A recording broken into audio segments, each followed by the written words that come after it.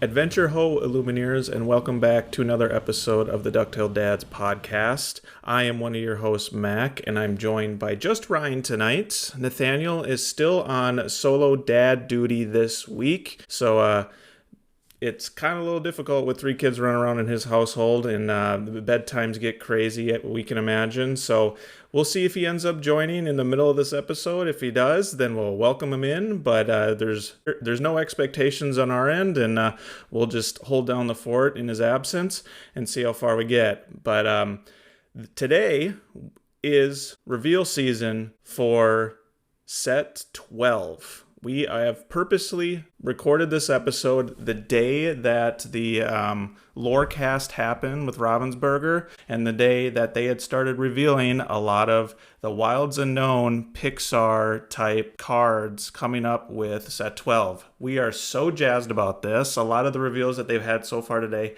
look so awesome, so we'll definitely dive into that. But we're also in the middle of set champ season. Ryan and I both attended a set champs this past weekend, so we'll also talk a little bit about our experience for it. Yes, it is still set 11 and how that set champs went. But first and foremost, let's start with what's new in your world. Ryan, what you got for us this week? Well, like you mentioned, Mac, Set Champs season is upon us, and you and I have officially started our Set Champs campaign. It was a fun event at Two Bros in a Box over in Stillwater, Minnesota, and I had fun playing the deck. I had fun seeing y'all. So that was new in Lorcana space. Had kind of an interesting top 4 match, and then ultimately did not advance. So I went home with sufficient prizing, I thought, and a shiny new card. And yeah, goals were achieved. We got our shiny promo. That's what we're there for. In the personal front, this is the start of another week, and thankfully our family is healthy.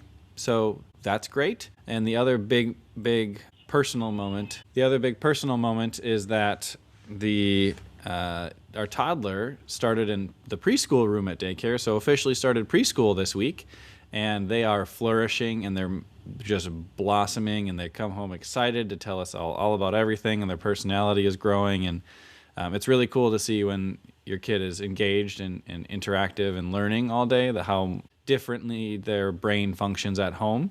Not from like an exhausted sense, but just that it seems like they're just so much more invigorated by being stimulated and learning brand new things all day. So that's been a blast to see the last couple of days of them coming home and just being so excited to share their day with us, and being a little more outgoing, a little less shy, and more just involved in our family too. It's been great. What's new in your world, Mac? Yeah, that's awesome. I know you had shared some pictures, or your wife had shared some pictures, and I saw them too. And it's definitely a big milestone when they get to that more like social butterfly stage. So congratulations, big step for y'all, and I'm excited for the little one to kind of continue to flourish in that new environment. But new in my world, again, you mentioned Set Champs. That was a little bit of a surprise for me. I was not anticipating attending the Set Champs this past weekend, but I ended up having an opening in my schedule on that day. So joined you and Uncle Scrooge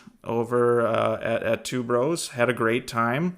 We'll get into a little bit on how we performed. Mine didn't go as hot as yours, but it's just still fun to get out there when you can. And we obviously we speak a lot about it. Family comes first, and a lot of our preparation is very much online and at home. So when we are able to get out, we got to take advantage of it, and it's always a good time, no matter how we really do. So that's the big thing on the Lorcana end that isn't reveal related. But on the personal side, on the other day this week, another big step in the bathroom remodel. We got a lot of, like 80% of our shower tile up. So we're at the home stretch here, finishing tiling. We got our countertops measured, so those will be coming in next week. And then it's just tidying up loose ends. So I think we're about 2 weeks away from finalizing, which is a huge lift off of kind of our family shoulders, in the sense that it's been chaos for the last 2 months, and I'm ready for going back to normal, enjoying our new bathroom. So a big milestone on that front as well. We also celebrated some Easter. from the past week, so got to see some family. So a very busy weekend for us, both Lorcana and personal side, and that's just a day in the life of dads with young kids, right? Trying to enjoy this game. But that's new in my world. Ain't that the truth? So after you finish your bathroom remodel, then you're gonna host a barbecue. Is that right? That is definitely the plan. My wife is already talking about the next project, which does happen to be outside, as part of our barbecue landscaping, what we want to do. She wants to build a fire pit, which I'm very much on board of. But I do want to take a little bit of just like doing nothing and just enjoying life, especially now that the weather is getting nice here locally. Our boys have definitely taken advantage of the nice weather the last week. So it's really fun watching them run outside, just keeping our sliding glass doors open, keeping, the screen door closed, listening to all the laughter, getting fresh air in the house. That's always one of my favorite times of the year, is getting back into that. But yeah, hosting a barbecue is part of it. We busted open the grill. I've already grilled 3 times in the last week, so I've been itching to get on that. But I've promised our barbecue with our Lorcana friend group, and it will happen this summer. Just got to find the time, right? So yeah, put it on the calendar, and we'll plan around it, right? It is going to be a little congested, especially on the Lorcana front over the next 3 months here, because we have set champs now, pre-release, and then the next month is more set champs, and then the next month is more pre-release, and it's just going to be bing, bang, bada bing, one after the other, and we're on to the next thing. Yeah, not only did they announce kind of like the pre-release stuff, or started the pre-release reveals, like you think about it, they also teased a little bit of set, 13, the next rotation, Attack the Vine. There are 3 cards revealed for that too. And they also kind of, they mentioned, I think, when the release of set 13 is going to be. And you think about it, like within 3 months, 2 sets are getting released. Another set champs. We're in the middle of a current set champs. There's a lot happening right now.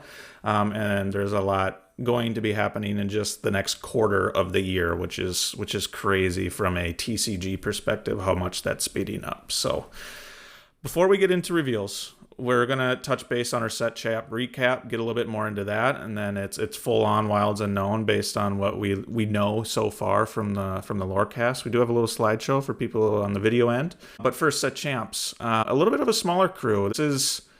It was only 9 people, so with that, it triggered 4 rounds and a top 4 cut. I think with 8, it would have just been Swiss rounds and top seed wins, right? But we did get that 9th player. I ran Amber Sapphire. As I've kind of hinted in previous episodes, like control is my style, as our audience knows at this point, and that's like one of the control decks of this set. I've really enjoyed the Moana with that deck, as well as in combo with the Pete, on the heels of obviously playing your 2, 4, 6 type ramp with the Cinderella. However, I did not do well. I had a little bit of a weird experience. Of course, I matched up with Uncle Scrooge round 1, and this is like the 5th or 6th time Connor and I have ran into each other at a set champs. As soon as we saw the pairings, we both rolled our eyes and just kind of slouched in our chair and just was like, oh my gosh, it's happening again. So we knew that friendly fire was going to happen right away, round 1, between our friend group. And he, of course, was playing his blue-green control. So we just had a slow matchup. He ended up taking game 1 in a weird way, because I was very much in control of the whole deck, but he, in his blue-green, included the stupid, what is it, Stupid Huffalumps? Effective, I think is Stupid what you mean. Effective. Huffalumps and Woozles or whatever, that song that people have forgot about, where you can draw a card and then and prevent someone from questing.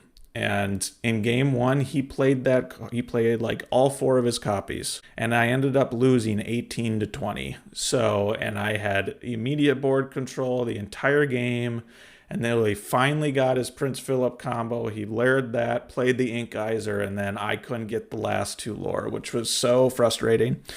But yeah, then we went into, I ended up winning game 2, and because it's control v control, you rarely see game 3 in a set champs matchup, and we drew. With that, it was like, with only 9 players, we were like, maybe we can went out and we'll both make top 4. That was the thought. But then after that, I ran into aggro. I won game 1, but got steamrolled the last 2 games, which was a little unfortunate. I didn't see my Raging Storms at the right time, but kudos to that player. It was actually Lance's wife, Lance, previous member of the pod. She played a really fun-looking aggro deck with a little bit of top end too, with like Goliaths, which was kind of fun to see. And then I ultimately ran into Vo, who we have had him on the pod before, and he's very well known locally here, and a popular player. And he played the Sapphire Steel Allies, which happened to be the second deck of choice that I was thinking about running, and he ran it to perfection. It was really fun to see. So I'm glad I got to see a much better player play that deck, which makes me excited to play that deck if I'm able to get to a second set champs, because I think that's more of my control mid-ish play style. I don't know. It's hard getting used to. It's weird being a be prepared player. Raging Storm just feels so much different, not being able to sing that plus 1 extra cost. But like both decks, I really find enjoyment. But overall, it was fun. I was glad to got out. I still ended up making top 8 because of that draw, and I still got my promo, I guess. I'll take it. That'll work. But overall, still a fun day. What about your recap, Ryan? Yeah, so I actually faced Lance's wife in round 1, and she had me on the ropes both games, honestly. It was very tenuous. I think one of the games she was even at 19 lore, and I was able to kind of lock out the game and get over the finish line just before she would. So that was round 1. And then round 2, I think I faced a really interesting Ruby Steel deck that created a ton of really awkward board states where like no one was turning sideways because like either party could have super advantageous trades if that happened. And I didn't see my Demonas on the 6-cost Demona on time to really force those interactions.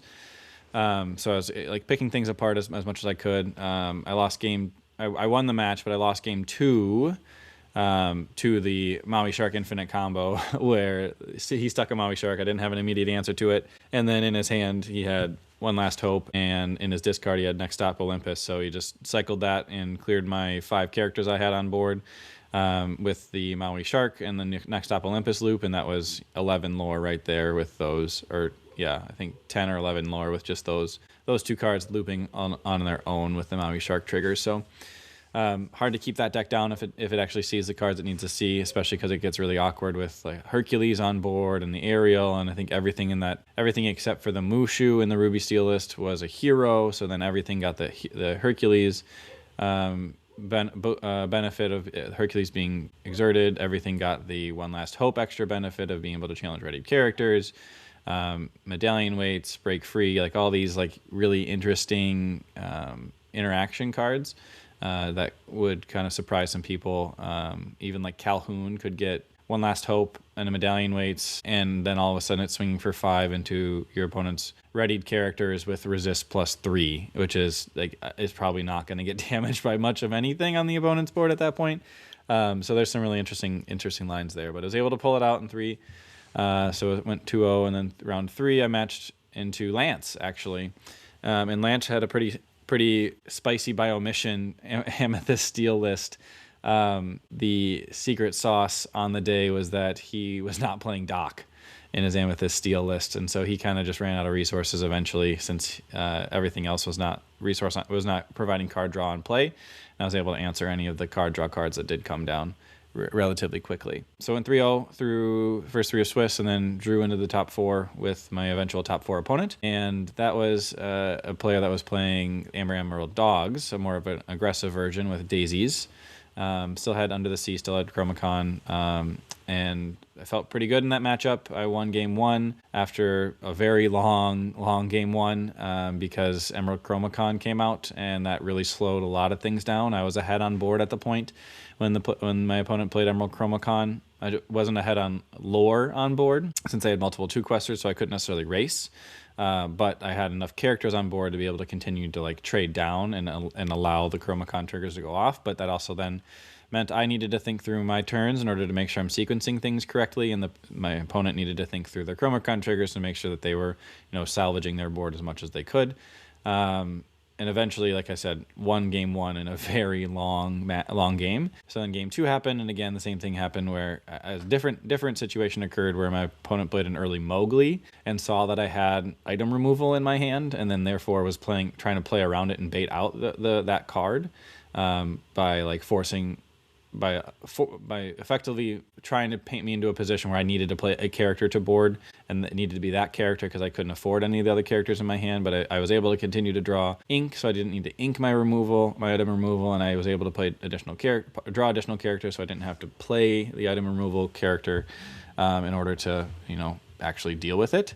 So it took a while to navigate all of that, and then we actually went into turns in game two, and my opponent top decked a go-go, and then from there, it was just they won, and then couldn't, and then they advanced on the back of that, and so then they actually faced Vo in the final, and I believe Vo won the playmat at the event. So kudos to Vo.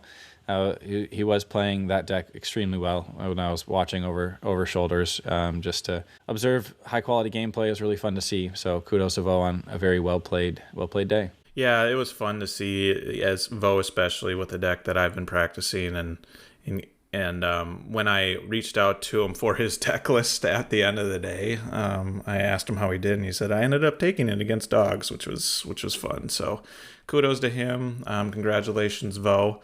But the other point I think I wanted to make about this is that, right, we mentioned 9 players, but what was super unique was that our set champs had 9 different ink combos. We had 9 different decks at this set champs, which was insane. Definitely not expected.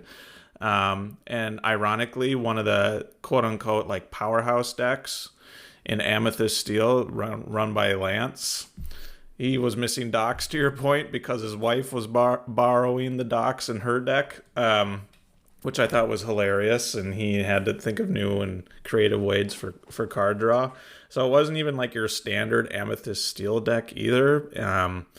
But yeah, 9 different ink combos. Did not see that coming. What are your thoughts on that? Because there were also like a couple that weren't there. I know like Ruby Amethyst was not represented, which I know people like locally. So yeah, that was really fun to see the variety, and it made for a lot of like weird mental math and weird mental gameplay to try and understand, especially those niche decks, to your point about that Ruby Steel. I didn't see anything like super unique. I saw a lot of tech cards. I mean, Connor himself, Scrooge, he likes to run tech and these, like I mentioned, the Hufflumps and Woozles. It's not traditionally what you see. I have seen it before, but the current iterations of the deck, you don't. He had one of the legendary Max Goofs just to cycle the songs that deck tends to have as well. Like the Amber Steel list that I saw is pretty... It was a little bit unique in the sense that I don't think it had angels and the Akud combos, but it still had some fun with an aggro with just a Goliath top end. Like it's some things that I've seen in testing, just not all the pieces, right? And then the allies, I've seen a lot of that in testing and whatnot. But yeah, what are your thoughts on kind of like the 9 different ink combos with 9 players? That was really fun. I thought it was cool. Yeah, I think it was a testament to the fact that, it's a relatively healthy meta that many players think that a whole smattering of different ink combos are possible. You can find success with it if you're practiced on it. So if you have an ink color combination that you enjoy a lot, now it's a great environment to play that ink color combination. If you know your matchups into the kind of the main parts of the meta, then you can find your way through to victory. The Ruby Steel player on Sunday at our event, he was not finding the same success that he had found on the Saturday set championships he had gone to. I was talking to him after our match, and he said I think he had finished like 3rd or something at a relatively large event the day prior. And so he was like, I felt good coming in, and now I feel like I've just hit, like, I'm not seeing what I need to see when I need to see it, and the deck's just not doing the same things as it did yesterday. I think I was definitely not expecting 9 different deck combinations going into the day. I was expecting at least 1 or 2 repeats, but it was really cool to see that there was 9 effectively viable decks competing in the set championships on Sunday. that was cool. I think it's a testament to Ravensburger's efforts to really even the playing field and make sure that lots of decks are viable and have some power points are available to them.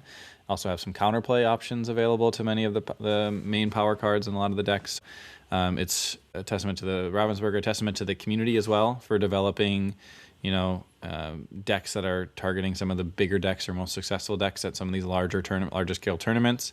I thought it was really cool to see 9 different ink color combinations across the field at a singular event, and I don't think that I'll ever have that level of that widespread of a field again. But you never know, right? Maybe there'll be 12 at the next one I go to. Who knows? Who really knows? Yeah, and I think it's just a good reminder and kind of the fact that like DLC metas and CCQ metas are very different than set champs meta. I know we did a lot of prep work, and we've had previous episodes on what decks to expect, right? And we very much touched base on a lot of those, but I think me personally, I got my head in the trap of like a DLC level. Like these are going to be the 5 most popular decks. And then you go in and it's just like, no, set champs is meant to be fun. And we talked about that last week with JDZ Quest on our episode. Like he was very much a proponent and supporter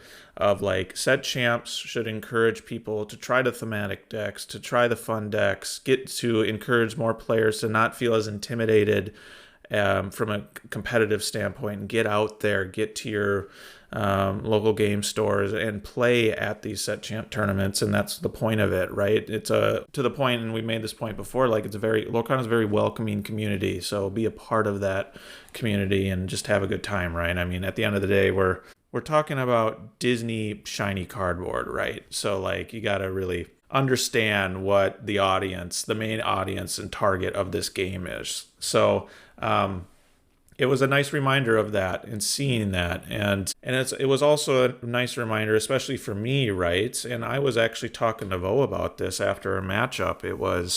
He was about what I could have done better against our matchup specifically, just trying to learn my deck a little bit more, because obviously he is a way better player and has a lot more experience. And he said, well, Amber Sapphire, right, is supposed to be the powerful control deck. But at the end of the day, it's just like, it all depends on what you draw, right? And sometimes your opponent just gets the cards they need more quickly than you do, right? And that's kind of the name of the game for a TCG. Like you never know. In theory, your deck might be better, but you never know until you draw those cards. So like talking through play lines, which was encouraging, like from what I had in those scenarios, I played to what I could, but I just didn't have it, and that's the name of the game. And it's a nice reminder that even when I feel practiced and ready to go, and I feel like I got a good deck to perform well, sometimes you won't. But at the same time, like even when you're just getting into the game and you're still trying to read texts on your cards, you might end up winning a set champs, which is what I experienced in set 5, where I still really didn't feel like I knew what I was doing, but somehow I pulled it off, right? So it's like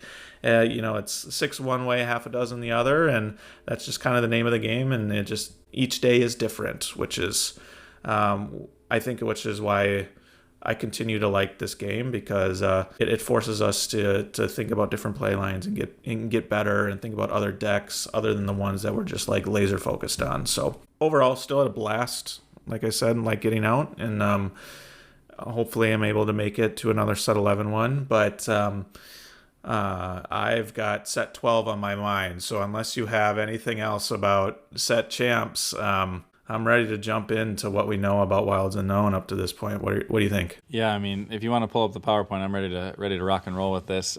Ever since the Lorecast today, it's been hard to get set 12 out of the mind, not let alone set 13 that they teased, and then even beyond that, all the extra excitement that they brought into the end of the Lorecast as well with their future announcements. I suppose we'll go kind of slide by slide here, talking about the various cards that have been announced and revealed so far. And I'm really excited for reveal season, where we're going to wake up and there's going to be brand new cards revealed when we wake up from around the world, and then throughout the day, North America through our time zones are going to be releasing reveals throughout the days following as well. I think it's over the next week or so is when all these reveals from content creators are happening. And so hopefully maybe this time next week we'll have the entire set available to us. Maybe it'll take 2 weeks, but nonetheless, let's get into it. So first on the screen here, you have the iconics of the set, and boy, are they beautiful again. These artworks are just incredible. The cards themselves are fun and unique, so let's start with the Merida. How about? So Merida is the Formidable Archer, which is a steel card, a 5-cost uninkable 3/5, a quest for 2.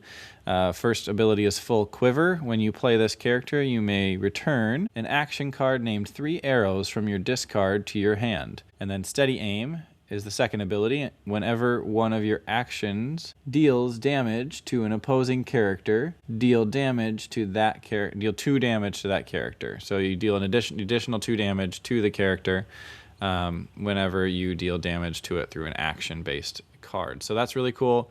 And sorry for people on video. I'm trying to figure out the best way to present this, but yeah, go ahead, keep going on while I figure it out. So that Merida really combos well with the card that we'll talk about next, with the 3 arrows, and we'll cover exactly what that does. But effectively, it's just a card that's going to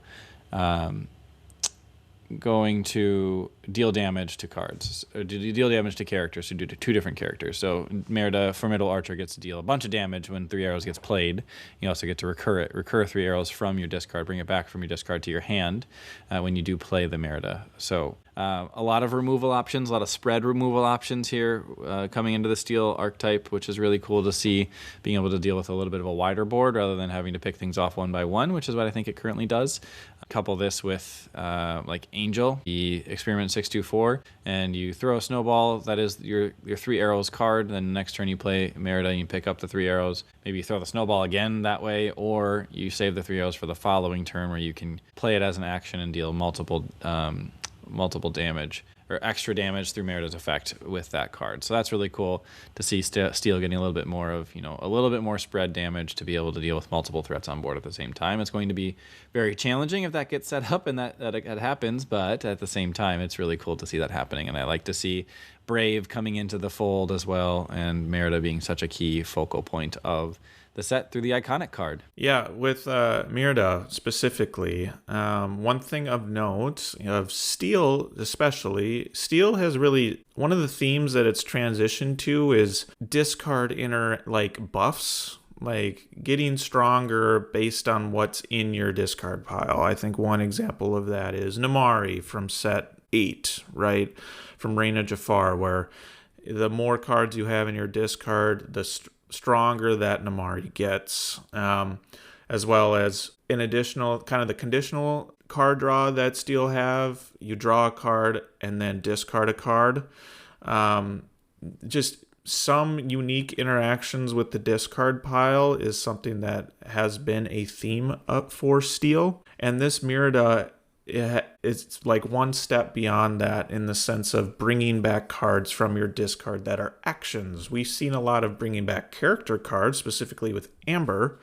But the fact that this is now bringing an action card back, I think is really unique, and is just more on brand with discard interactions that aren't character based. So, I don't know. I think that's fun. I think it's needed, and I think it's been a request from the community that I've seen. Let's get the discard pile more involved, however way we can, right? Blue, in years past, tend to have, bringing back items from the discard, whereas that's not, it still exists, but it's not as popular anymore, right? Dogs is a prime example of bringing back a lot of characters from your discard. Circle of Life in Amber, right, is another popular and very prominent example of bringing back a character from your discard. And now Steel, you're seeing actions being bought back from your discard. And I think there's one exception in Ruby, and that's the Half Shark. When you challenge, you're able to bring back an action. That's even more conditional, but you see that as well. But Steel is kind of fun, and I was shocked that Merida is one of the iconics. due to the fact that the other iconic, I think, was very much a predicted one.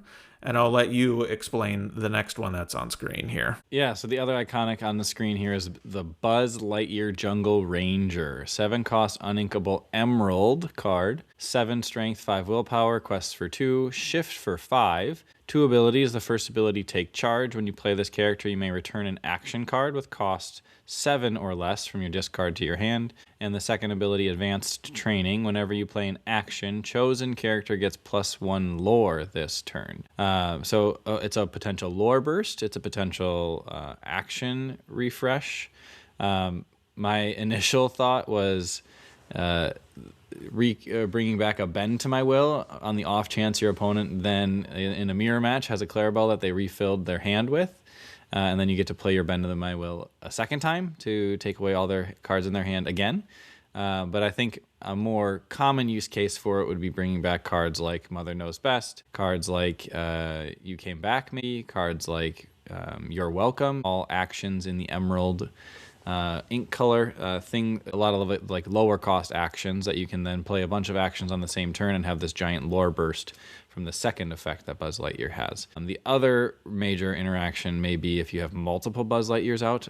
Obviously, it's an uninkable card, so it's going to be hard to fit that many uninkables into high-cost uninkables into your deck. But that being said, if you have multiple Buzz Lightyear Jungle Rangers out there, then you're getting the advanced training. Whenever you play an action, chosen character gets +1 lore multiple times for every action that you play. So if you're able to have 2 or 3 on board, you're getting 2 or 3 extra lore for every action. So if you're playing a lot of little actions, then you get a bunch of extra lore.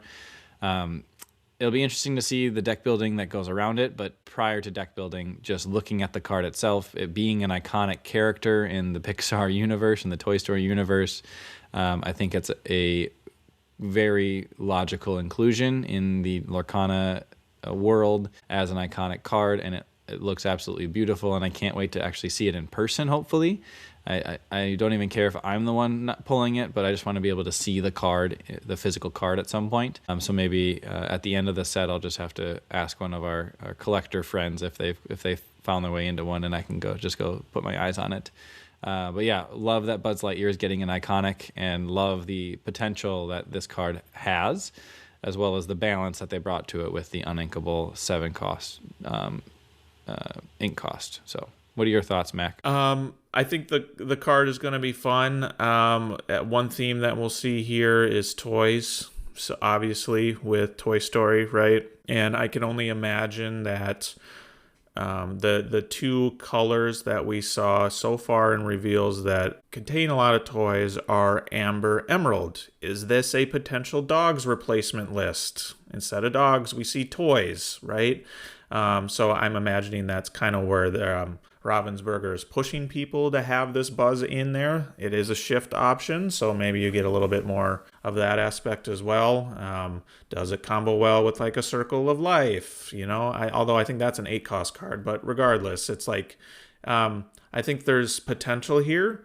But my previous point, and I'll say this, I'm so bad at deck building. What's been revealed, I have no idea where any of these cards are going to fit, besides maybe 1 or 2. So like I am very much excited to see what other people come up and, activate my certified picker and see how that'll fit into what I like to play. But regardless, I love the look of these, to your point. The artwork is fantastic. All of it still has this into the wilds and no theme with the vines on almost every one of these cards. I think that's awesome. I think it's especially on the heels of Winterspell and Whispers, where all of that artwork too was very much on theme of what the point of the set was. Kudos to Ravensburger with the art. It looks great.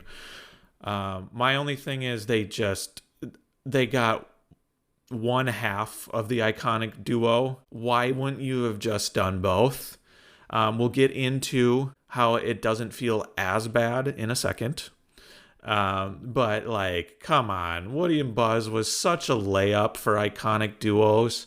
And I get it. They're trying to branch out. They want more, they want to cater to more people who maybe are huge fans of Brave, right? And so like you want more options, right? But come on, like Woody and Buzz, Pixar, like come on, they had to do it.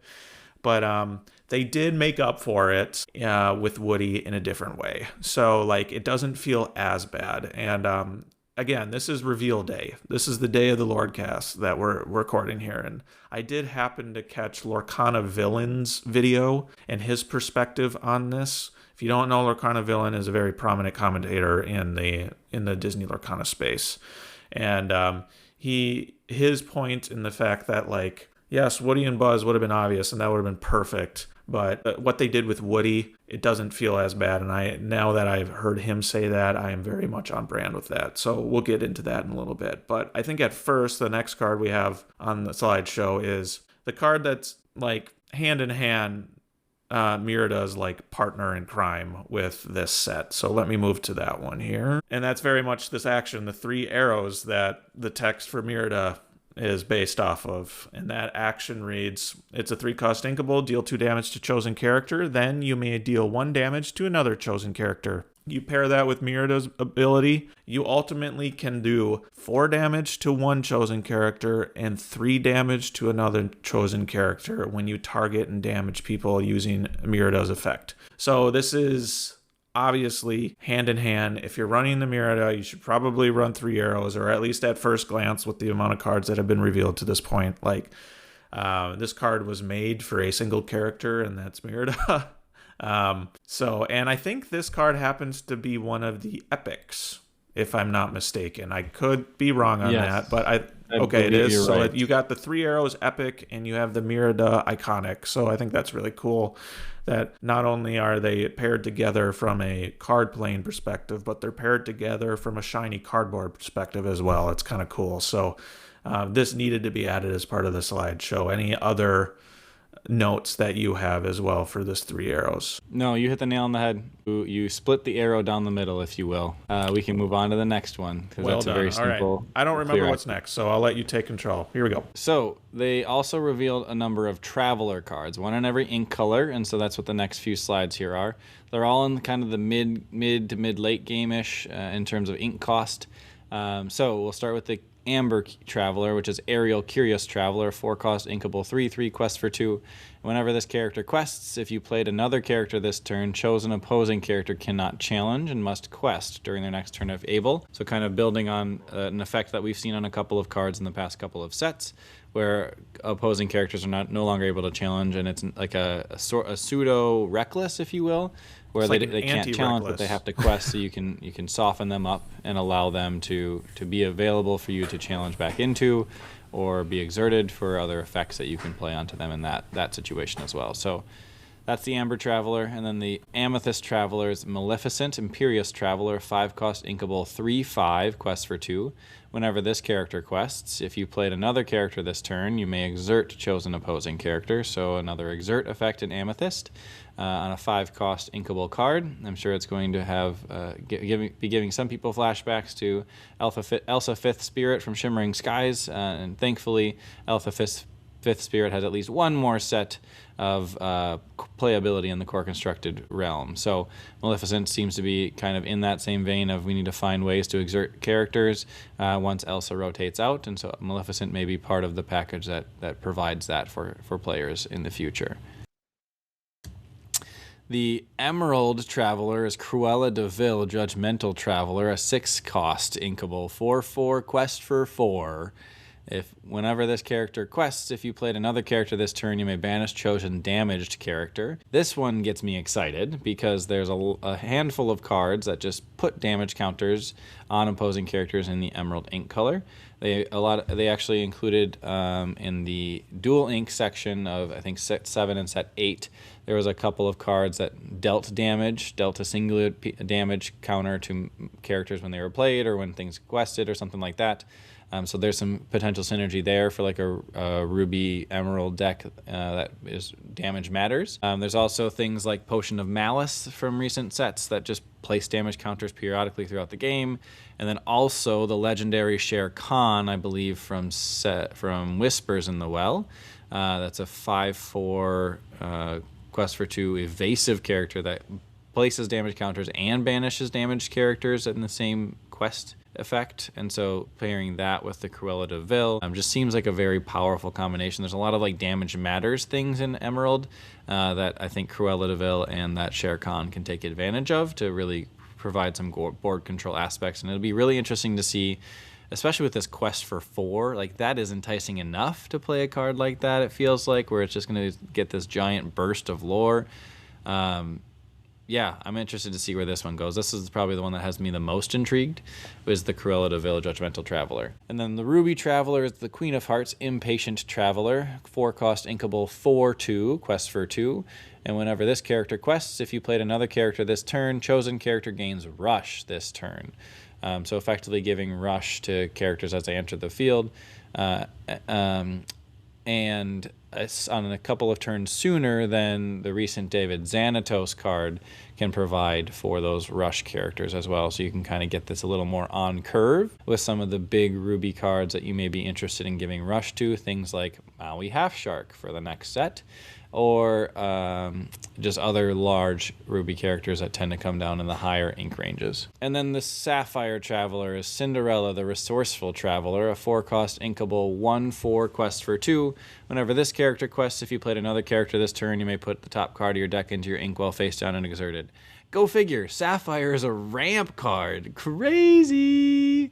I think it's a very, very slow ramp card, so I don't know if I'm interested in playing it in my decks that play Sapphire. But that being said, it is still another ramp card for Sapphire to take full advantage of, and I think this becomes somewhat helpful and impactful in a sealed setting as well. It's that one additional ink that most players are trying to like scrounge up to get to that 6 or 7 ink threshold in a sealed match. So that'll be, I think Cinderella will be interesting to see play in a sealed match. The stat line's not enticing, not exciting by any means. 1 strength, 4 willpower gets answered by a lot of things on curve, and also doesn't really do much swinging back or providing damage back onto the opposing characters. But it is still that ramp that a lot of sealed decks are really craving. So that's interesting at least. And then the Steel Traveler to round it out is Pocahontas Steadfast Traveler, 4-cost inkable 4/5. Whenever this character quests, if you played another character this turn, return a location card from your discard to your hand. So again, pushing some location synergies throughout the set as well. This Pocahontas honestly might be my favorite artwork of the set of Travelers, to be honest with you. There's the beautiful like colors of the leaves that are flowing around. The Pocahontas looks very powerful and regal, and then has the little staff and the beautiful attire that she is wearing as well. It just all together looks like maybe it's my favorite artwork of the 6 Travelers. I'll say it right now. It has good stat line on curve, and it has this potential location synergy, so maybe not so helpful in a sealed setting, but a little more helpful in like a constructed setting. I know there's a lot of like Ruby location synergies recently. They have that John Silver card that they reprinted in Fabled, and there's some really interesting locations out there in all the ink colors, to be honest with you, where this could potentially have some impact. So interested to see this get into a locations deck and see some play. I'm really curious to see how it works, but I do think that it's a healthy stat line for the curve, and the potential synergy with locations is just a bonus. Mac, your thoughts on the Travelers? Yeah, I got a couple points here. First point is I very much appreciate that it's very much a theme with Ravensburger and intended to at least have a set of these released with every single set that comes out. That being perfect examples being, I know one set we had all of the coils were released together, and another set all the chromacons were all released together. More recently, I think all of the champions were all released together. Each one of those had one card from each ink color that fit that theme, and this set's theme are these Travelers, which I think is still really cool. All of them very much have a condition that is unique amongst the 6 cards, and this one just so happens to be the condition that whenever this character quests, X effect happens. So whenever this character quests, if you played another character this turn, X effect happens. So I like the uniqueness of it. Viability, not sure. Limited. Viability and core constructed, not sure. Limited, to your point, you might see some play here. I'm excited about the Queen Ruby one. I think adding rush and the keyword of rush, or the ability of rush, is something that I think has been lacking the last couple sets. So introducing that more into the game again from a more competitive viability perspective, I always love to see that keyword. It's one of my favorites in the game.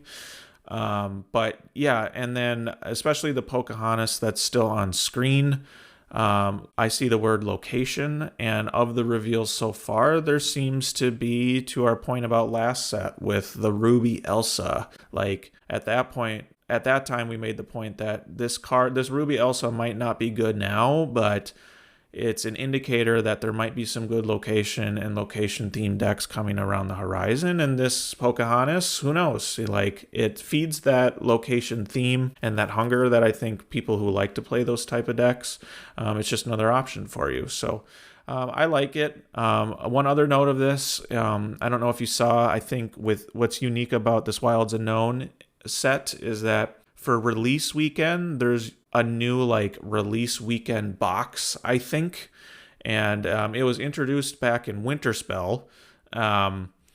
These unique promo cards that are now being released, starting with Winterspell and now with Wilds Unknown. These Traveler cards have that unique like dark black promo vibe. Those type of cards. These Traveler cards are those for this set.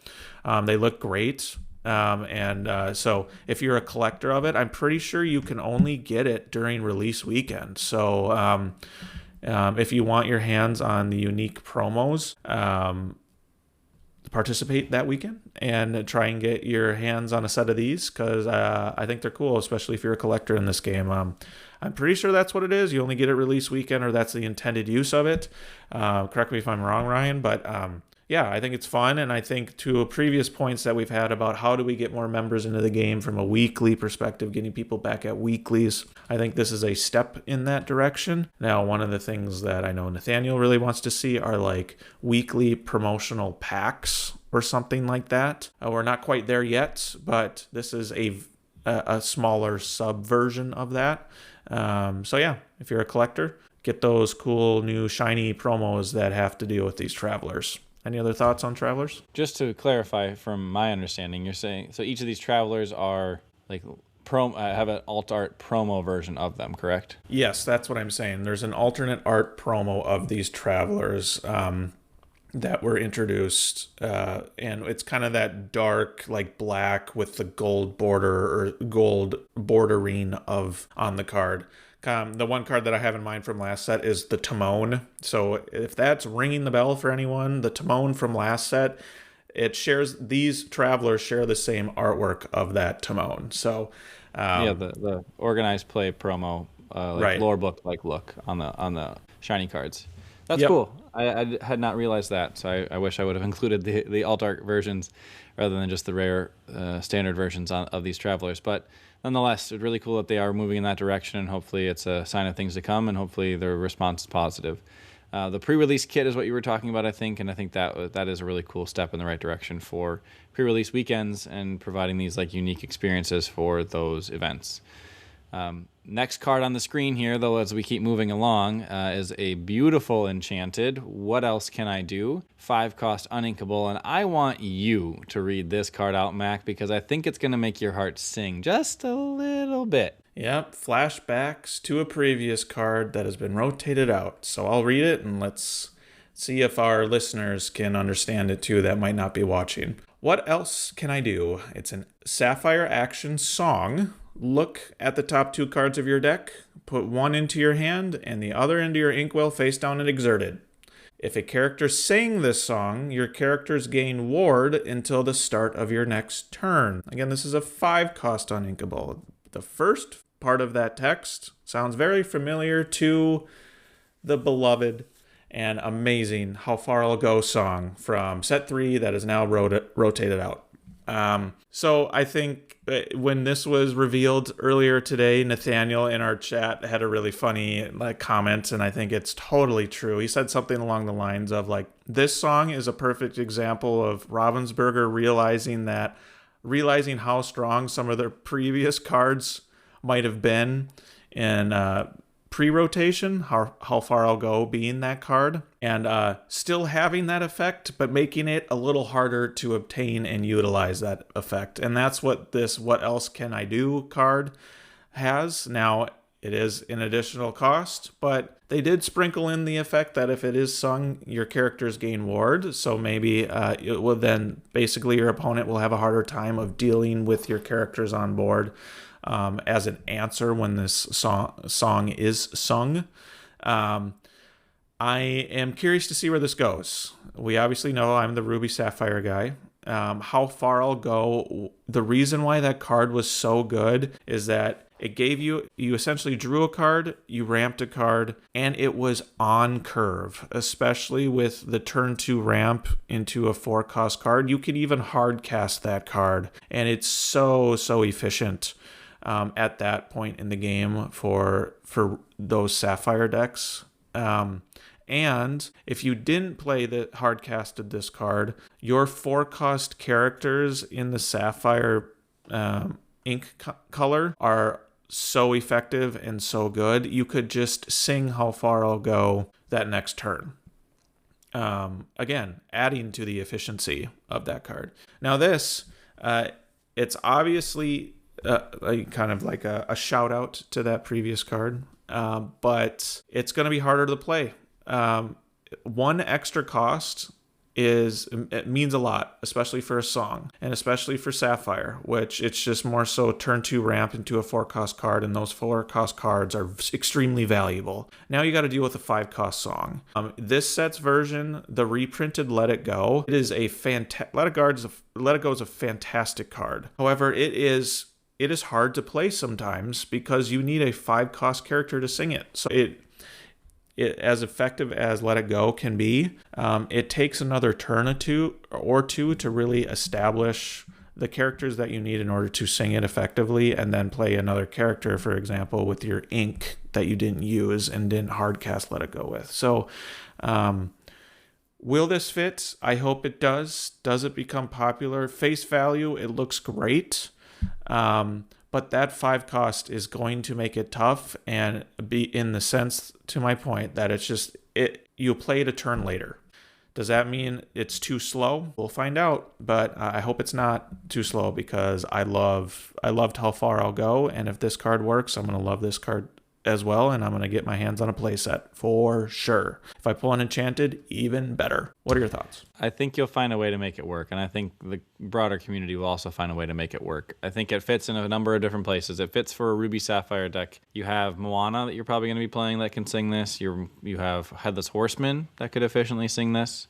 You're ramping into those cards really quickly. If you have a Cinderella, you play the Moana. Now you're ramping again on that turn with the Cinderella trigger from the Moana. And then the next turn you're playing this, you're singing this card, and you're inking from your inkwell, and maybe you're playing another princess, or maybe you're finally playing to the board. Like, I think this being a 5-cost, one point that I did think of is maybe it doesn't fit quite as well into some of the bigger control packages, simply because it is that one turn later of ramp. But I think it might fit a little bit better into some of the more mid-range Sapphire strategies. So your Sapphire Steels and your Amethyst Sapphires, your Blurples. They tend to have some of these efficient 5-cost singers just sitting around on board anyways. For set 12 at least, you have Elsa. Elsa comes out, exerts something, and swings into it, and then if it's still around, then it's just one lore you'd be giving up to then draw a card and ramp. That seems pretty, and then also gain ward on everything seems pretty efficient, so your board's going to stick around for an extra turn. So I think there's some more mid-range decks that might not worry so much about the fact that this is a 5-cost song, because they're already playing to board at that point anyways, and they're already trying to control the board at that point.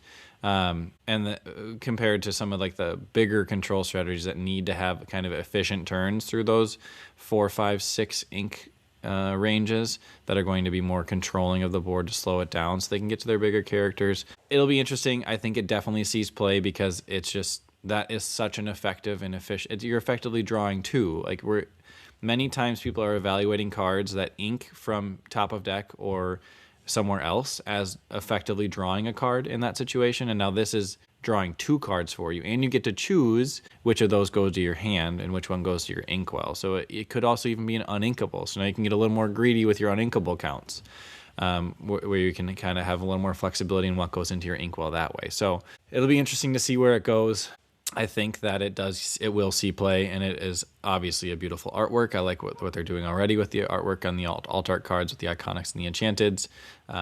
Yeah, I'm excited to see this one come out of PAX. I am very excited to see that this one come out in gameplay as well. Yeah, to your point, the two main decks that I thought of too in our friend chat, the one that I mentioned was the Sapphire Steel one. I think it's more playable at initial thought. It's more playable in the Sonic Warrior builds, is what I'm thinking, is because it's a song, and with the Allies build that I talked about before with how Set Champs went, like that Allies doesn't focus as much on, like, it focuses on the Jasmine package and ensuring you have the allies to cycle through, right? And what I found in my play testing, getting 5-cost characters, the 5-cost characters that you do eventually get out are serving different purposes than trying to sing a song like this. Whereas in the Sonic Warrior build, if you're singing this song and then triggering the Sonic Warrior at the same time, you're ramping and dealing damage and giving all your characters ward if it's sung. I think those are 3 amazing effects with just one song, right? So I think that's where it could see itself fitting in with the Sapphire Steel Sonic Warrior type of build. And in Ruby Sapphire, right, to your point, the playline sounds great, and with Ruby Sapphire and Sapphire Steel, but like this slots in very well with the Cinderella from Winterspell utilizing that 2-4-6 playline, right? So if you're able to get that, then this card will work great in that sequence. If you don't happen to get the 2-4-6, how does this card feel? Does it feel too clunky? We're about to find out. So, or it's right around the corner. We still got a month, or maybe a little less, 3 weeks. So, again, to my previous point, certified picker. I'm hoping someone figures this out for me. And maybe it's in Ruby Sapphire. I think to your point, you have Moana and the Headless Horseman and the Pete that are really good 5-cost cards in Ruby Sapphire that can then sing this card the next turn. But again, is it too slow? That's the question. Is it too slow? And we'll find out. I'm excited. It's piqued my interest for sure. Before we move on, quick, just to clarify, you mean the Cinderella from Whispers, which is the 4-cost uninkable Dream Come True? Did I say Winterspell? Whoops. Yes, you did. So just to clarify, it is from the Cinderella from Whispers, a legendary Cinderella from Whispers that Mac was referring to. What's the next card we got? Let's see. Ooh, another Merida. Gifted Archer, a 5-cost inkable Emerald card, 3 strength, 6 willpower, shift for 3, quest for 2. While this character is exerted, whenever an opposing character challenges, you may deal 1 damage to the challenging character. So it makes combat math real weird again, adding additional damage on top of the damage being dealt in the challenge itself, and can also make it kind of awkward for your opponent, where maybe they have a 4 willpower character they wanted to challenge into a 3 strength character, and now it's just a trade. It's no longer going to be a favorable trade, it is just simply a trade. And that feels pretty rough for the challenging opponent. I think this sees a lot more play in Limited, in Sealed, or Draft, because that's just extra damage you're adding to the board, which is very helpful. I don't know that it's going to see a ton of play in Core Constructed, but as soon as somebody figures it out, I'm going to pick up that list and try it out, because you and I both, certified pickers, let's keep the ball rolling with that successful train we've been on it so far. Yeah, I don't see this as a Core Constructed play, to your point. I just think Emerald is too good in other ways for Core Constructed. But Limited, I think this will be fun. If I pull it in Limited, it'll be a fun card to play in that type of format. So yeah, I echo that statement for this Merida. Shall we move on? To my previous point about the iconic duo, I wish it was Woody and Buzz. I think everyone wished it was Woody and Buzz. And to my previous point, I understand why they're trying to branch out, reach more audiences with the Merida. Sure, I get it. But I support Lorcana Villain's point that at least Woody is the Set Champs promo, and that's the one you see on screen. It's also a legendary. But this Set Champs promo looks absolutely amazing. And I think it makes up for the fact that Woody is not the duo with Buzz. At least Woody is involved somehow, some way in this Wilds Unknown set. I think this might be the best card that's been revealed so far at first glance. Reading its text, Woody Jungle Guide, 5 cost, uninkable, a 1/5 stat line quest for 2. It is a shift 3. It is a Floodborn hero toy. The toy is very much important here. First ability, 1 of 2. Let's get moving. Whenever this character quests, draw a card. Then you may play a character with cost 2 or less for free. Holy dang. Playing 2 or less cards for free, especially in an amber type of ink type, is terrifying from my perspective, and seeing aggro lists.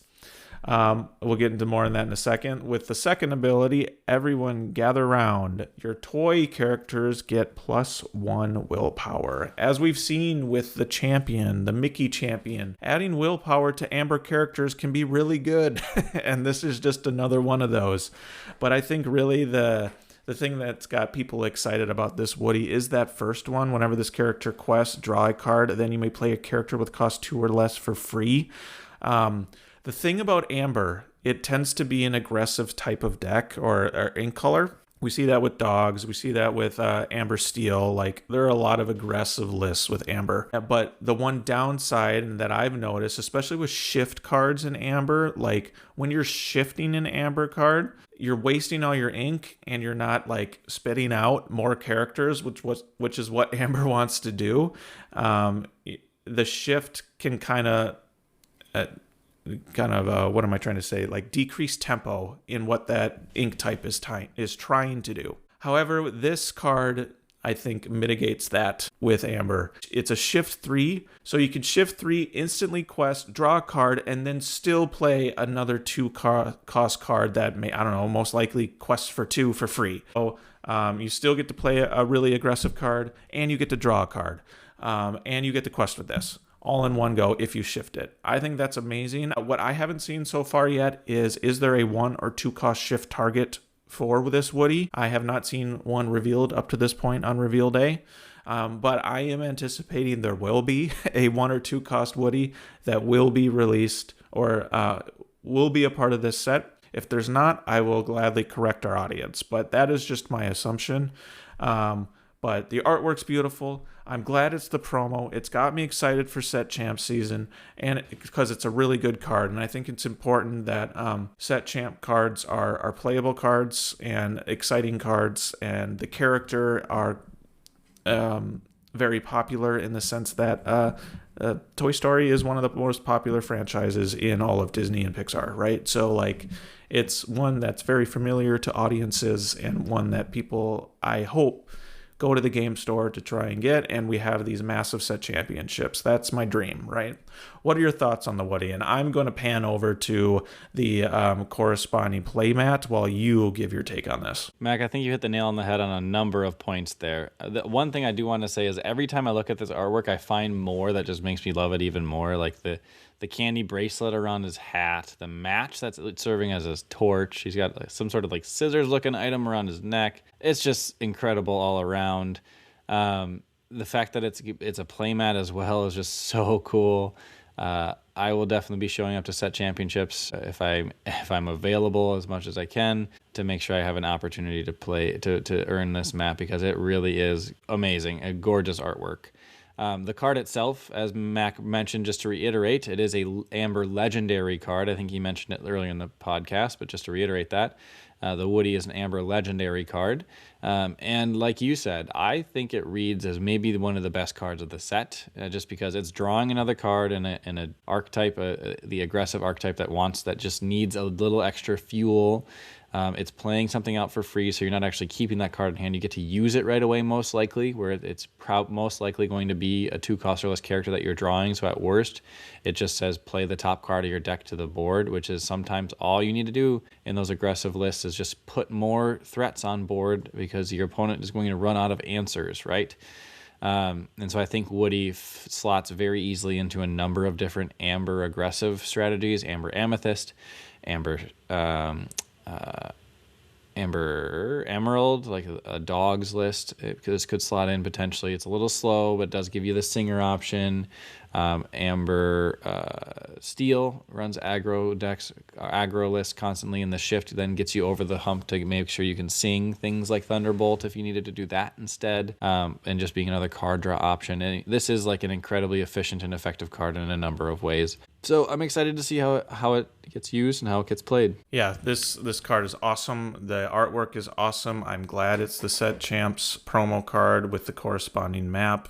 This is a home run in my opinion. I will take the fact that it's not an iconic. This is a perfect substitute. So I'm glad Woody and Buzz are involved with this set in one way or the other.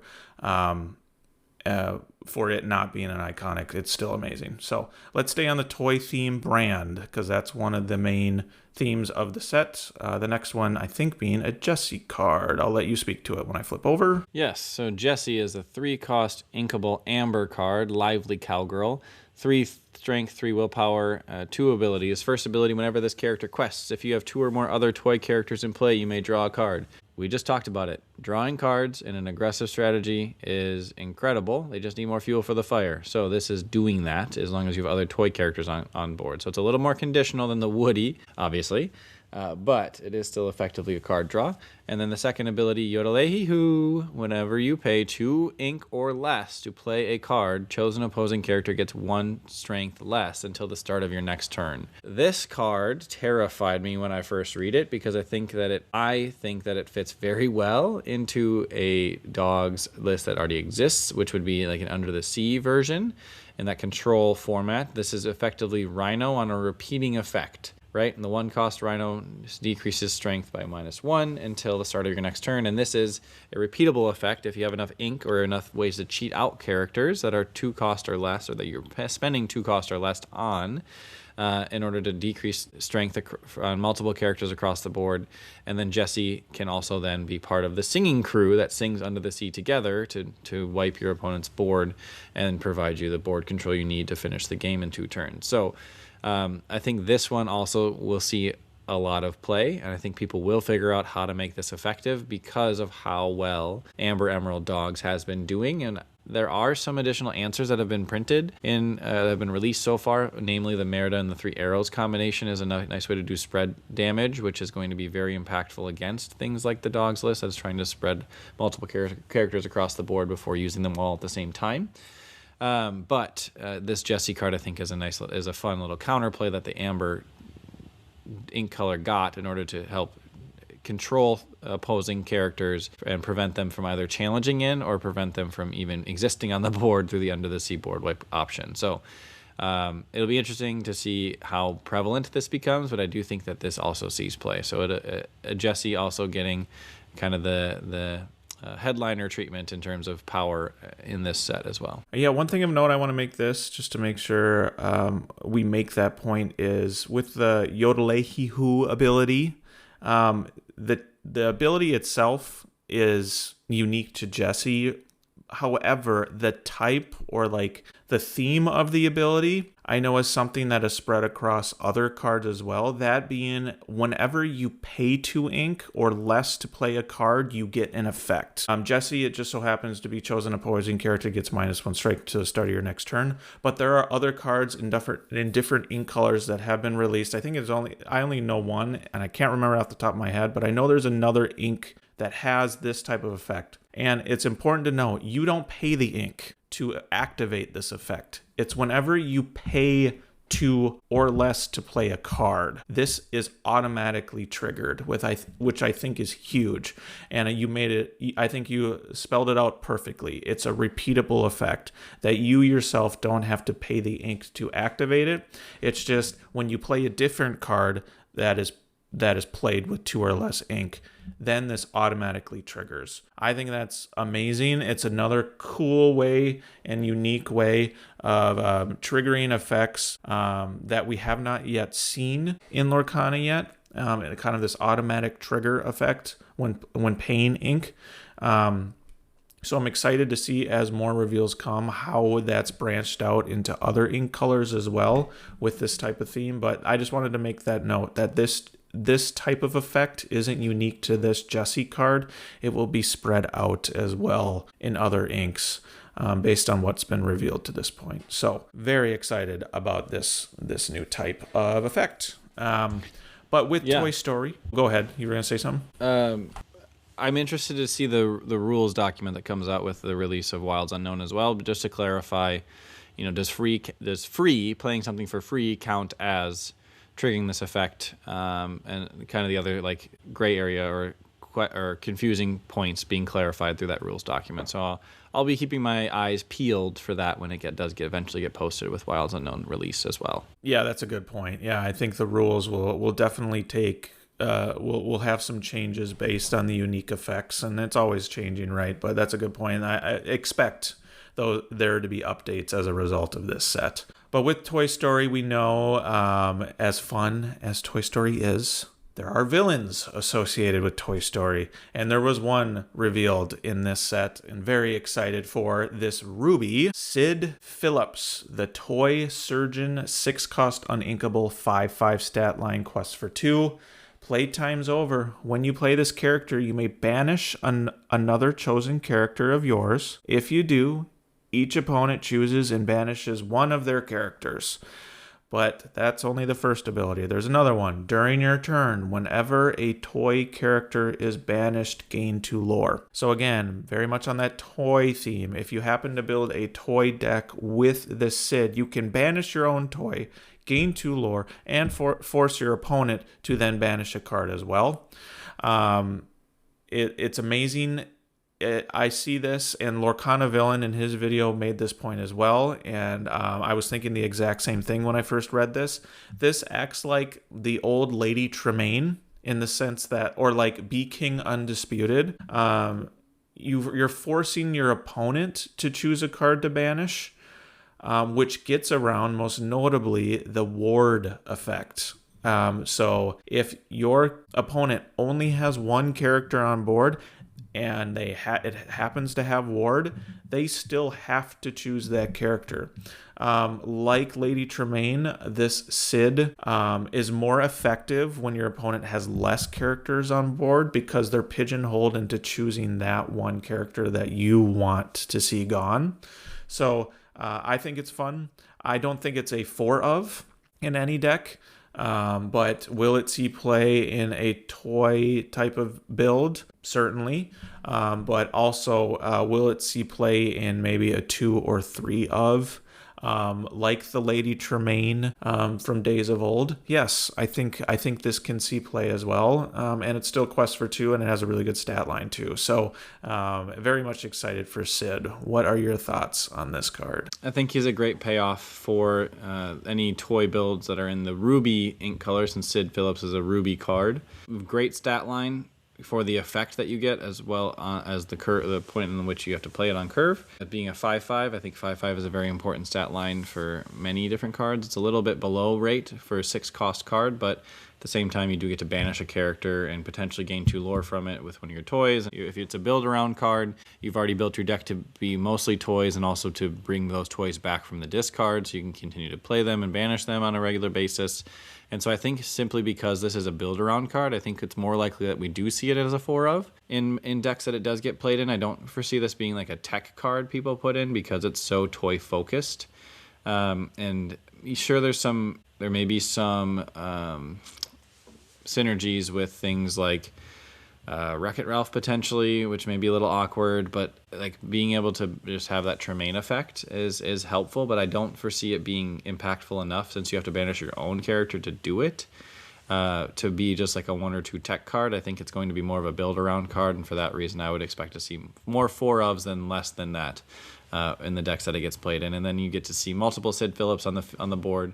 You already have one out there, you have an extra toy on the board, you play a second one, now you gain 4 lore and banish one of your opponent's characters, because you get the 2 lore trigger from each of the different Sid Phillips copies.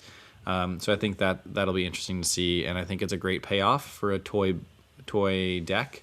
And again, I don't think I'm a good enough deck builder to make it work on my own, But as soon as someone figures it out, I'm gonna test it and see how much fun it is. Maybe it'll be a fun little like our own night or our own like event to play it on a more of a limited basis as well. Yeah, one other note I have of this, and we talked about it earlier, like Woody and Buzz are very much like, if you want to build a Woody and Buzz deck, you're building Amber Emerald. If you're building a Sid deck, obviously it's Ruby, but the thought of this toy theme, like, what if Sid's crazy toys are in Ruby, right? And that just haven't been revealed, just as the tinfoil hat, like, if there are Sid based toy cards that we see from the movie, I think this card gets even better, and that theme gets even better with that specifically, because Sid is banishing his own toys to then get its effect of banishing an opponent's card. I think that's very thematic and very cool, and just the thought of that is very exciting. So I hope that that's the case, but more to come in reveal season.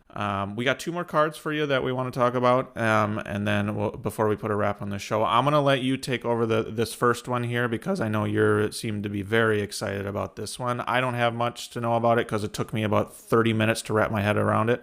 So let's let you explain to the audience what this next card is about. Yeah, this one might be one of my favorite ones that I've seen, just because it looks so much fun to play with. This is the 5-cost inkable Luisa Madrigal Confident Climber, a 6 strength, 4 willpower, shift for 3, quest for 1, with the ability I Can Take It. For 1 ink cost, move up to 1 damage from chosen character of yours to this character. Then, if this character has 3 or more damage, move all damage from this character to chosen opposing character. So it is notably a repeatable effect. So if you have a bunch of damage sitting around on your board, and you have a bunch of extra ink that you can use to activate the effect, you can move multiple damage from multiple other characters one at a time to Luisa, and once you get to 3, then you can move all of that to an opposing character at the same time again. So in a chunk of 3, you can move it onto opposing characters. And I think it's really interesting because it's kind of filling this damage movement gap. It's also a giant strength character that's not common to be seen in the amethyst ink color, so that's unique. And it provides some interesting trade options when looking at opposing boards, and kind of some of the pain points that current amethyst decks may face, with being a little bit on the lower end of the willpower or strength of the strength challenging side of things. Usually we see challenger being the way that these amethyst cards are being able to make better challenges or swing with more strength, but this being just 6 outright is interesting. And then the effect itself is just really cool to be able to move all this damage around one at a time with whatever extra ink you have left over. You can even shift it on 3 and then move a bunch of extra, shift it for 3 and move a bunch of extra ink. You could shift it on top of itself for 3 and move a bunch of extra ink if that for whatever reason is enticing. I don't know why it would be, since you already have the unlimited ink potential of a single copy of it. So all that in mind, really excited to see this one get played, really excited to try to figure out how this may be used. There's plenty of options, and it feels more of like an amethyst control card, and so that's always exciting to see the damage movement and the interesting use patterns of this additional 1 ink per damage movement, and the 3 ink or 3 damage moving all at once. Also interested to keep an eye on the rules document related to Luisa Madrigal as well, since obviously she has 4 willpower, and the ability says move 1 damage and then move all damage off of her in the same effect.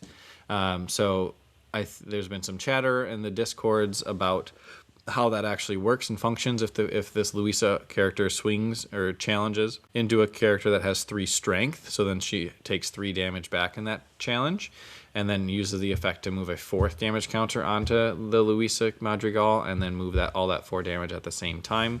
I'm interested, and I'll keep my eyes peeled on the rules document for confirmation or clarification of whether Luisa can do that, or if she just immediately gets banished. But The understanding that I've garnered from the discussion so far is that when you move the damage, you finish the effect before a game state check occurs to see if there's sufficient damage for a character to be banished. So you would be able to move 1 additional damage, have 4 damage sitting on Luisa Madrigal, finish the effect by moving all 4 damage off of Luisa Madrigal, because that portion of the text reads 3 or more damage, move all of it from this character to chosen opposing character, and then banish something that has 4 willpower on the opposing side of the field. So a lot of interesting use cases with that, and some potential force exert effects and things along those lines. Just all in all, really excited to see Luisa Madrigal in play because of the different flexible possibilities that are available when she is on the field. And then I think the last card we have is another Amethyst card, but do you want to have anything to say about Luisa before we move on? Yeah, I'll move back to it. I think very much on brand with Amethyst, movement of damage, like with Cheshire Cat, Bell, Accomplished Mystic, things of that nature, right? Movement of damage is a theme, and this is very much a part of that theme. But to your point about the rules check, I think a lot's going to be coming out, a lot will be updated, a lot will be clarified from a rules perspective, especially when looking at this card, of when that movement of damage occurs and when that damage check is assessed before recognizing if a character has the damage equal to willpower, therefore banishing it. So that's key. If what you explained is true, and I think that's what's anticipated, that makes this card that much stronger, right? You can swing for 6, do a lot of damage, as long as it swings for 6 and doesn't banish itself, right? With its kind of lower willpower with 4, right? In that sense, for its cost. But if you're able to have 3, for example, pay the 1 and move 1 more damage to then get rid of all of that, and now you have this really high willpower or high strength character with 0 damage on it again, and then it's just swinging like a truck for even longer. So we'll see how the rules clarify, and that makes it scary if that's the case. So, But moving on, I kind of jumped the gun on one of the other themes of this, and that is supers, specifically the Incredibles. We have Dash Par. This is one that I think has a lot of people excited for Amethyst and the super theme. And Incredibles. It's a Rush character. The other main ink color that we see Rush, we see Rush in Ruby and Amethyst. 4 cost uninkable, so it does take up that valuable Amethyst 4/5 slots that we see. I think this card only gets stronger post-rotation when a lot of those 4/5 costs that are currently in the meta will be rotated out, but we'll talk about that in another time. But Dash Par with Rush, 3/2 stat line, not amazing, but his ability is great. Record time. This character can quest the turn he's played, and he quests for 2. I think it's only been a matter of time that this type of effect was going to be introduced into the game. I mean, we see it with Rush. This character can challenge the turn they're played, and ironically, this Dash has that too. But not only that, but being able to quest while it's still quote-unquote wet, that card is still wet and still drying, being able to quest on play right away, I think is great, and it was going to be introduced eventually, and this is the first iteration of that. So I think this is going to be great. Like I said, it might not be great right away with set 12, but it's come to set 13 and Amethyst and what to slot in for its 4/5 costs. This is one that's going to be looked at. To be played right away and quest immediately for 2. That's insane. And then if it survives, it quests again for another 2. So a 4-cost card questing for 4 in 2 turns is just an insane burst of lore that can make the difference in games, right? So I'm very excited that it's been finally introduced. Again, I'm a big thematic guy, and Dash being the speedster that he is, it makes all the sense in the world that this is the character that gets this record time effect right away. So from that perspective, that's awesome. But yeah, what are your thoughts on the Dash card and maybe supers in general? I'll let you answer both. I'm going to start with Dash himself. I think he doesn't necessarily compete with the current set of 4 and 5 drops, because I think Dash fits much more conveniently into a aggro list or an aggressive amethyst deck. So like Amber Amethyst or Amethyst Steel that's lower to the ground, or Emerald Amethyst Burn, for when you do end up at those higher ink totals.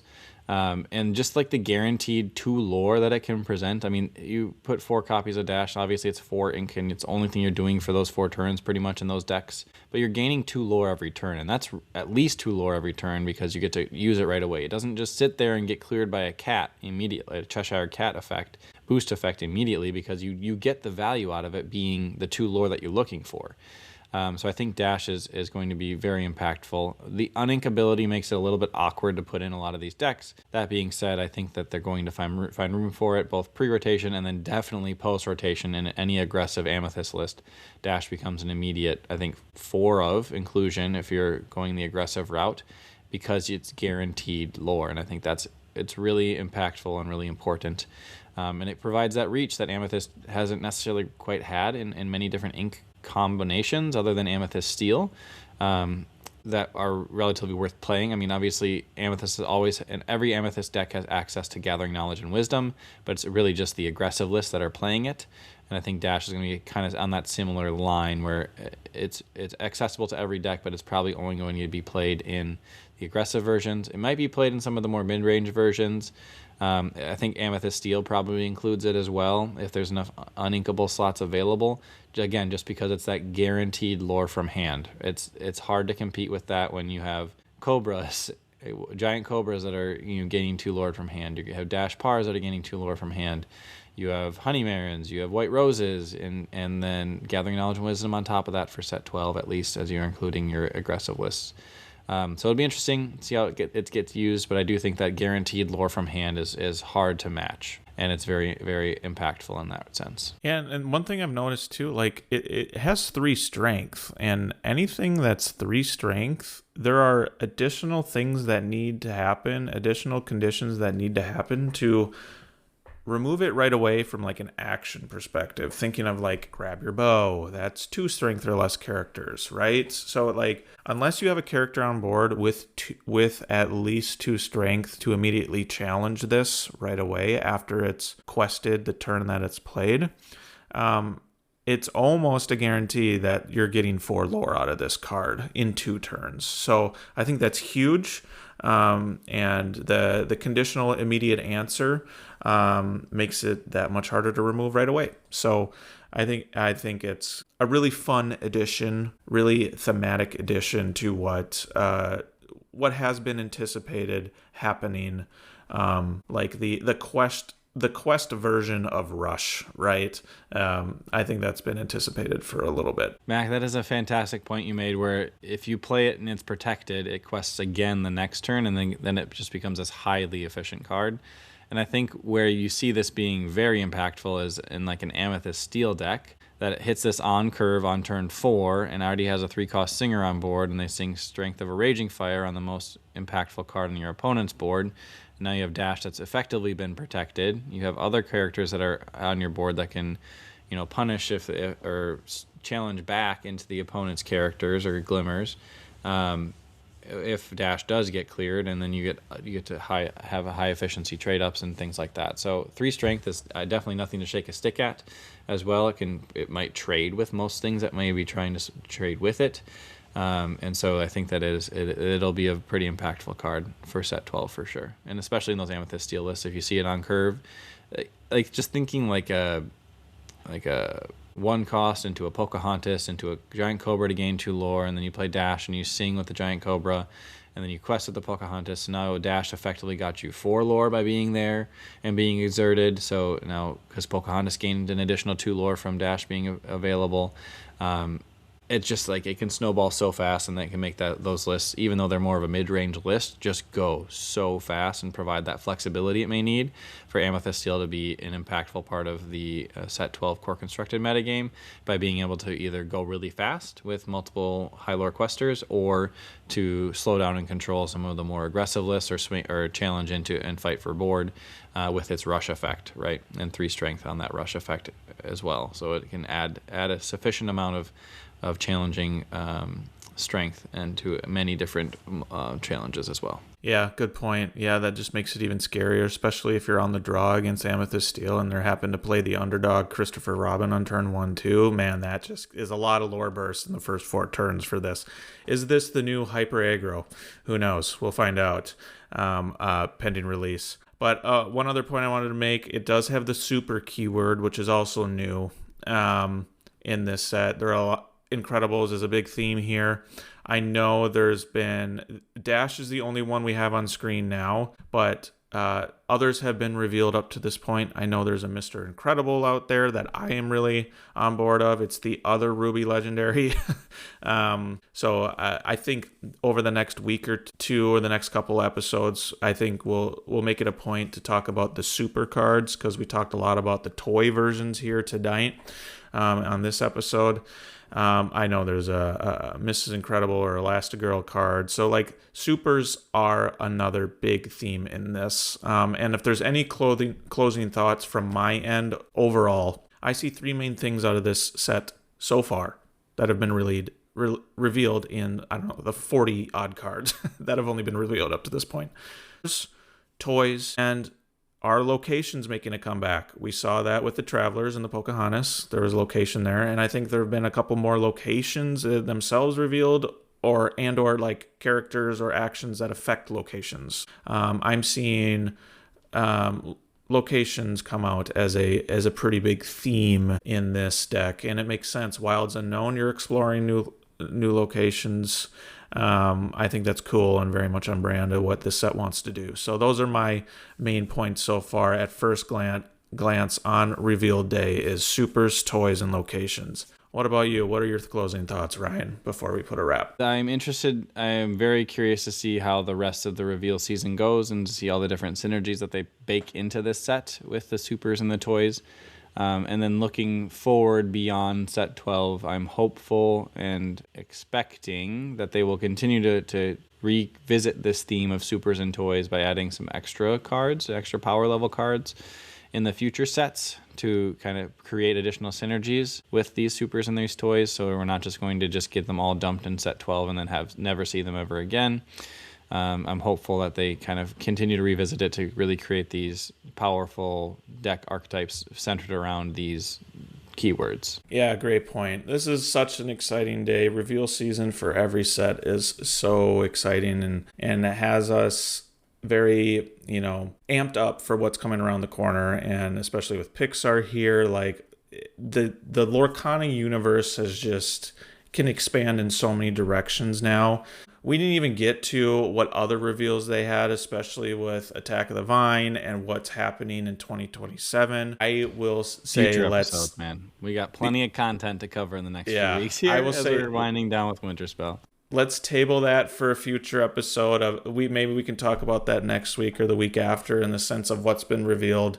In addition to just with set 12 and Wilds Unknown, they also talked a little bit about the next year or so on the Lorecast today. So we'll get into those topics, as it's amazing how there's only 2 of us and we still find a way to talk for an hour and a half.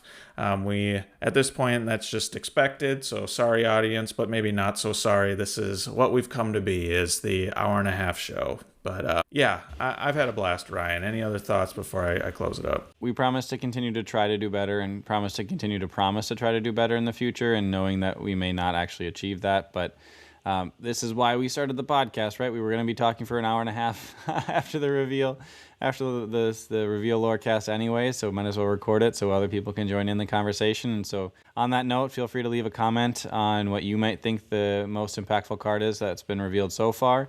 If there's something that we missed or got wrong, obviously please feel free to correct us. We always are learning and want to continue to learn, and we never intentionally make mistakes about ways that we interpret cards, ways that we interpret situations that cards may present. So please inform us, teach us. We'd be happy to learn from you if you have something constructive to say. Follow us on Instagram. We're making content there as well. You can find us on Apple Podcasts, Spotify, And then YouTube is where we post our videos, and there's also an audio recording on video on YouTube as well. So feel free to like, subscribe, all of those platforms if you're interested in following along. And we can't wait to see you out in the community and talk to you some more as well as we continue in this amazing journey of Lorcana together. But without further ado, let's get the duck out of here.